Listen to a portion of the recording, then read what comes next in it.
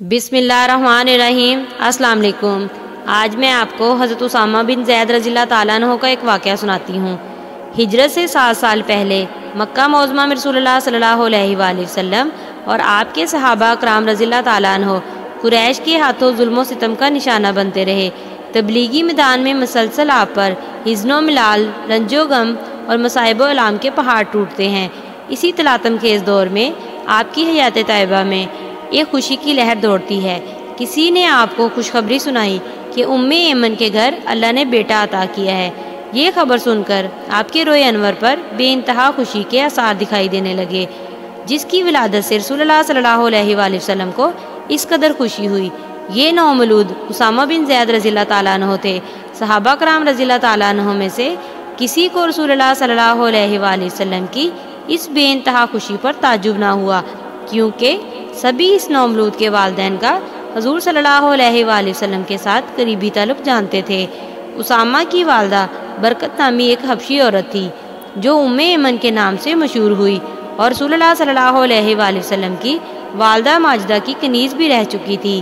انہیں یہ شرف بھی حاصل ہوا کہ جب حضور صلی اللہ علیہ وآلہ وسلم کی والدہ ماجدہ کا انتقال ہوا تو انہوں نے حضرت صلی اللہ علیہ وآلہ وسلم کو اپنی گود میں لے لیا اور آپ کی نگہداشت کی۔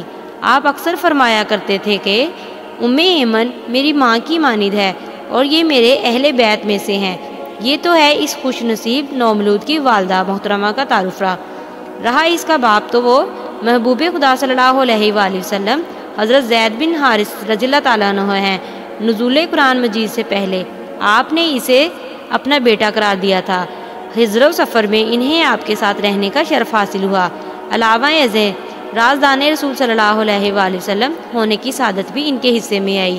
حضرت اسامہ بن زید رضی اللہ تعالیٰ عنہ کی ولادت پر سبھی مسلمان اتنے خوش ہوئے کہ کبھی کسی کی ولادت پر اتنے خوش نہیں ہوئے تھے، اس لیے کہ جس چیز سے نبی اکرم صلی اللہ علیہ وآلہ وسلم کو خوشی حاصل ہوتی، صحابہ کرام رضی اللہ تعالیٰ عنہ کے لیے بھی وہ اس خوشی کا باعث بنتی۔ صحابہ کرام رضی اللہ تعالیٰ عنہ اسامہ کو لقب حب نبی دے دیا۔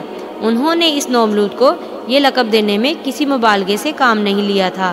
حقیقتاً رسول اللہ صلی اللہ علیہ وآلہ وسلم کو ان سے اتنا پیار تھا کہ سب مسلمان اس پر رشک کنا تھے۔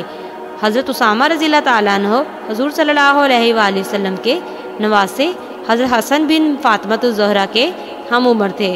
حضرت حسن رضی اللہ تعالیٰ عنہ تو اپنے نانا علیہ السلام کی طرح حسین و جمیل تھے، لیکن اسامہ اپنی حبشی والدہ ایمن کی مانند سیاہ رنگ اور چپٹے ناک والے تھے، لیکن رسول اکرم صلی اللہ علیہ وآلہ وسلم ان دونوں سے یکساں پیار کرتے تھے۔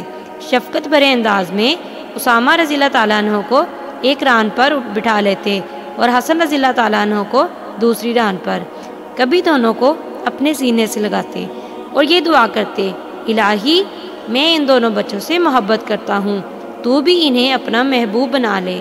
غرض کے اسامہ رضی اللہ تعالیٰ عنہ کے ساتھ حضرت صلی اللہ علیہ وآلہ وسلم کو بہت پیار تھا۔ ایک دفعہ اسامہ رضی اللہ تعالیٰ عنہ دروازے کی دہلیز پر لڑکھڑا کر گر پڑے، جس سے پیشانی پر زخم آیا اور خون بہنے لگا۔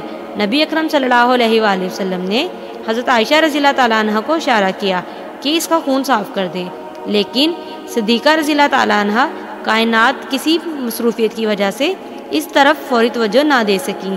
نبی علیہ السلام نے خود اپنے دست مبارک سے اس کا خون صاف کیا۔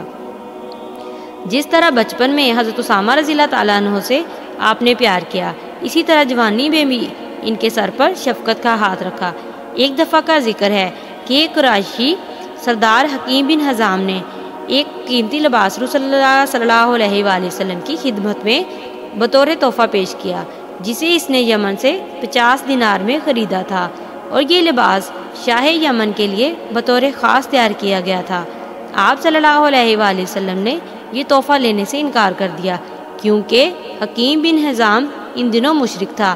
البتہ آپ نے اس سے وہ لباس قیمتاً خرید لیا۔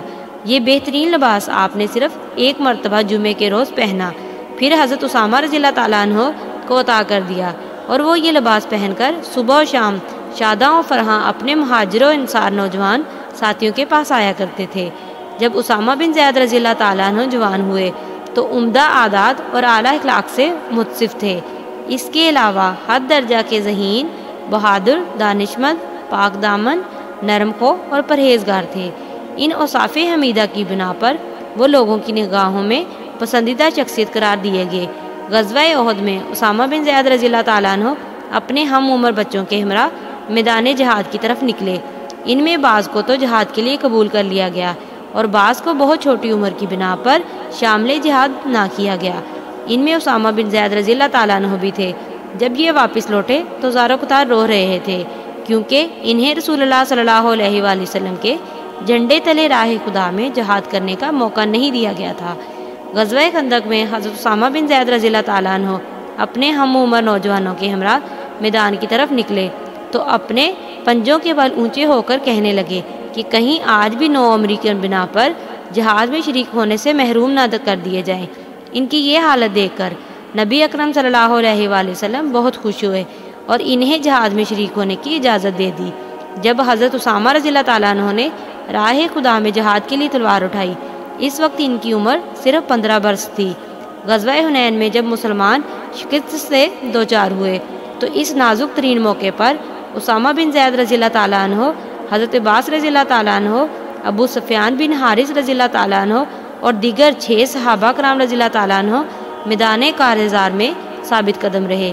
اس چھوٹے سے بہادر صحیبے کی بنا پر رسول اللہ صلی اللہ علیہ وآلہ وسلم کے لیے یہ آسانی پیدا ہوئی کہ اللہ نے شکست کو فتح میں بدل دیا اور بھاگنے والے مسلمانوں کو ہزیمت سے بچا لیا۔ جنگ موتا میں حضرت اسامہ رضی اللہ تعالیٰ عنہ نے اپنے باپ زید بن حارث رضی اللہ تعالیٰ عنہ کی قیادت میں جہاد کیا۔ اس وقت ان کی عمر 18 سال سے بھی کم تھی۔ اپنی آنکھوں سے اپنے باپ کی شہادت کا منظر دیکھا، لیکن حوصلہ نہ ہارا، بلکہ حضرت جعفر بن ابی طالب رضی اللہ تعالیٰ عنہ کی قیادت میں کفار سے نبرد آزما رہے، یہاں تک کہ یہ سپہ سالار بھی اللہ کو پیارے ہو گئے۔ پھر عبداللہ بن رواحہ رضی اللہ تعالیٰ عنہ نے لشکر اسلام کی قیادت سنبھالی، لیکن تھوڑی ہی دیر بعد یہ بھی شہید ہو گئے تو حضرت خالد بن ولید رضی اللہ تعالیٰ عنہ کے جھنڈے تلے کفار سے نبرد آزمائی کا موقع آیا۔ انہوں نے ایسی جنگی حکمت عملی اختیار کی کہ جس سے یہ لشکر اسلام کو روم کے مضبوط آہنی پنجے سے چھڑانے میں کامیاب ہو گئے۔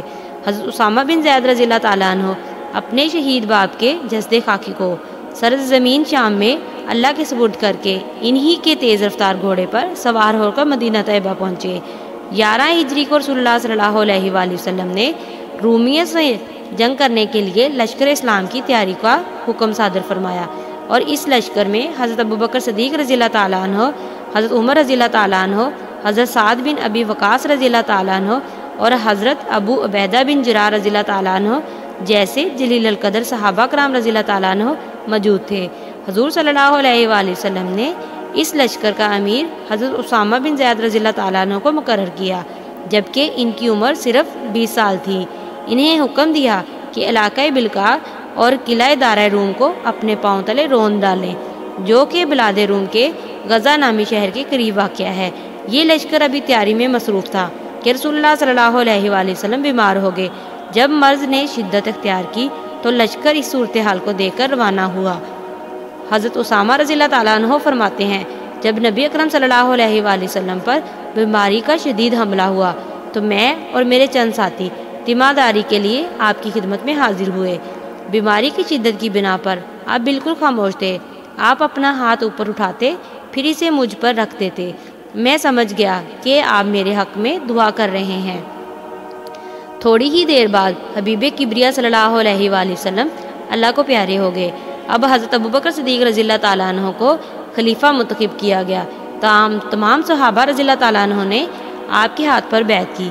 آپ نے خلیفہ منتخب ہوتے ہی سب سے پہلا کام یہ کیا کہ حضرت اسامہ بن زید رضی اللہ تعالیٰ عنہ کی قیادت میں لشکر اسلام کو اس مشن پر روانہ کیا، جس کا حکم رسول اللہ صلی اللہ علیہ وآلہ وسلم نے اپنی زندگی میں دیا تھا۔ لیکن انحصار میں سے چند صحابہ رضی اللہ تعالیٰ عنہ کی یہ رائے تھی کہ لشکر کی روانگی میں کچھ تاخیر کر دی جائے تو بہتر ہوگا۔ انہوں نے حضرت عمر بن خطاب رضی اللہ تعالیٰ عنہ سے کہا کہ وہ اس سلسلے میں حضرت ابوبکر صدیق رضی اللہ تعالیٰ عنہ سے بات کریں، اور ساتھ ہی یہ مشورہ دیا کہ اگر حضرت ابوبکر صدیق رضی اللہ تعالیٰ عنہ لشکر کی فوری روانگی پر مصر ہوں تو ہماری طرف سے انہیں یہ پیغام پہنچا دیں کہ ہمارا امیر کسی ایسے شخص کو بنایا جائے جو اسامہ رضی اللہ تعالیٰ عنہ سے زیادہ عمر رسیدہ اور تجربہ کار ہو۔ حضرت ابوبکر صدیق رضی اللہ تعالیٰ عنہ نے حضرت عمر رضی اللہ تعالیٰ عنہ کی زبانی انحصار کا یہ پیغام سنا تو غضبناک ہو گئے اور غصے کی حالت میں فاروق اعظم رضی اللہ تعالیٰ عنہ سے فرمایا، اے ابن خطاب، کتنے افسوس کی بات ہے، رسول اللہ صلی اللہ علیہ وآلہ وسلم نے تو اسامہ رضی اللہ تعالیٰ عنہ کو امیر لشکر بنایا اور تم مجھے مشورہ دیتے ہو کہ میں اسے معزول کر دوں۔ اللہ کی قسم یہ کبھی نہیں ہو سکتا۔ جب حضرت عمر فاروق رضی اللہ تعالیٰ عنہ لوگوں کے پاس واپس لوٹے تو انہوں نے دریافت کیا کہ خلیفۃ المسلمین نے کیا جواب دیا۔ حضرت عمر رضی اللہ تعالیٰ عنہ نے فرمایا، تمہیں تمہاری مائیں گم پائیں، جلدی سے اپنے مشن پر چل نکلو۔ میں نے آج تمہاری وجہ سے خلیفہ رسول صلی اللہ علیہ وآلہ وسلم کو ناراض کیا۔ جب یہ لشکر اپنے نوجوان قائد کے زیر کمان روانہ ہوا تو خلیفہ رسول سیدنا ابوبکر صدیق رضی اللہ تعالیٰ عنہ انہیں الوداع کہنے کے لیے تھوڑی دور تک پیدل ساتھ چلے، جبکہ حضرت اسامہ رضی اللہ تعالیٰ عنہ گھوڑے پر سوار تھے۔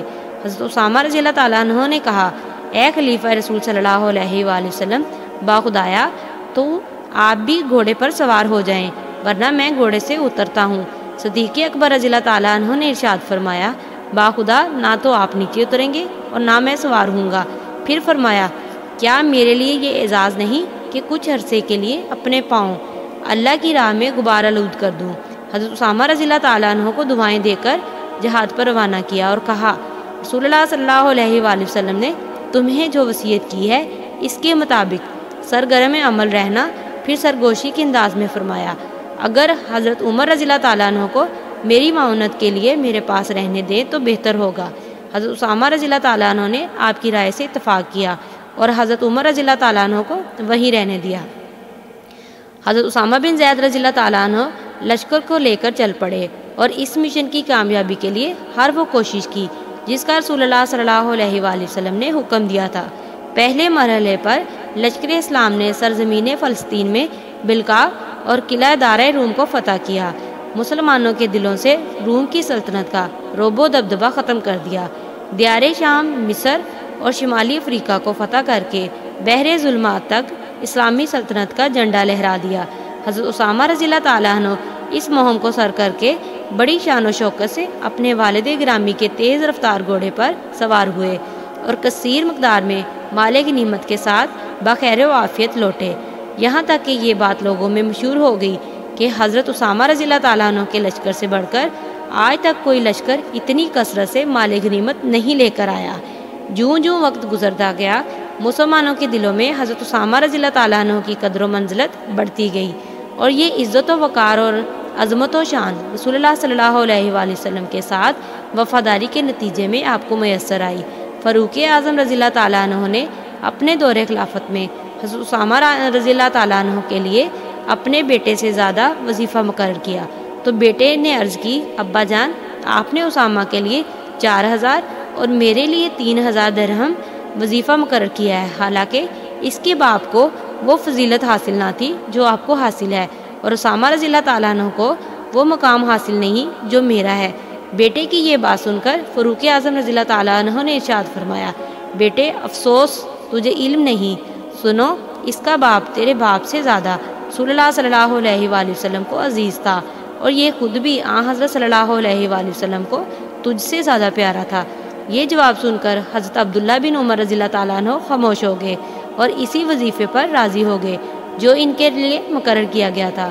حضرت عمر بن خطاب رضی اللہ تعالیٰ عنہ جب بھی حضرت اسامہ رضی اللہ تعالیٰ عنہ سے ملتے تو خوشی سے پکار اٹھتے، خوش آمدید میرا سردار آ گیا۔ جب کوئی ان سے اس واہلوانہ انداز پر تعجب کرتا تو فرماتے، تمہیں معلوم نہیں ایک موقع پر رسول اللہ صلی اللہ علیہ وآلہ وسلم نے اسامہ رضی اللہ تعالیٰ عنہ کو میرا امیر بنایا تھا۔ ان قدسی نفوس پر اللہ رحمت کی برکھا برسائے۔ بلا شبہ رسول اللہ صلی اللہ علیہ وآلہ وسلم کے صحابہ کرام رضی اللہ تعالیٰ عنہ انسانیت کے اعلیٰ و اکمل اور افضل مقام پر فائز تھے۔ تاریخ نے کبھی ان جیسے قدسی انسانوں کو نہیں دیکھا۔ جزاک اللہ۔